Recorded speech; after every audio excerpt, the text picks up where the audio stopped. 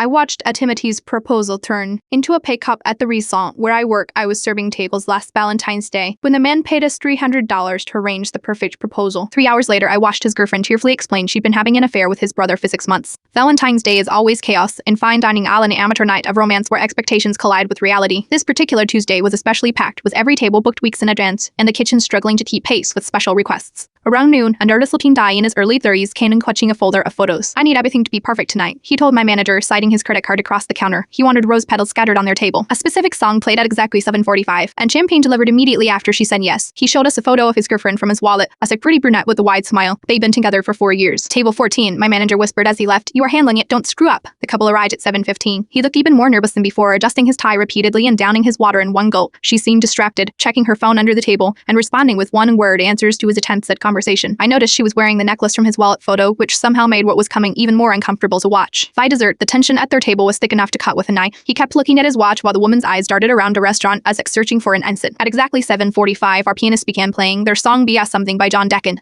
On cue, I approached with champagne hidden behind my back. The man stood up, hands visibly shaking, and began a clearly rehearsed speech about the date and net. Then he dropped to one knee and everything changed. Instead of surprise or joy, the woman's face crumpled. She put her hands over her mouth, but not in the way people do when they're happily shocked. This was pure distress. "Please don't," she whispered loud enough the nearby tables glanced over. The man froze. Ring box extended as she began crying softly. "I can't do this," she said louder now. "Now here is something I need to tell you." I slowly backed away, champagne still behind my back, as other servers pretended not to watch. The couple didn't notice any of us, mere as they were sealed in their own private moment of collapse. What happened next played out in painful slow motion. She admitted to a 6-month affair with his brother. She had planned to end things after Valentine's dinner, thinking it would be kinder than breaking up beforehand. The words, "I never thought you would propose," echoed across the now silent section of the restaurant. The man stayed on one knee for what felt like minutes after she finished speaking. When he finally stood, he didn't yell or create a scene. He just closed the ring box with a snap and placed it on the table between them. "I paid for dinner," he said quietly. "You should finish your dessert." Then he walked out, leaving her alone at the table with 20 sets of eyes, pretending not to stare. She sat there for another 10 minutes, shoulders shaking before asking for the check. I brought it silently, unable to meet her gaze as she signed the receipt. She pushed the untouched ring box toward me. "Can you return this to him somehow? He'll need the money." I nodded, unsure what else to do. After she left, my manager found me in the break room, still holding the ring box. "What happened to the champagne moment?" he asked. I handed him the box. Sometimes Valentine's Day reveals the truth instead of the fantasy. We put the ring in the safe until the mayor returned.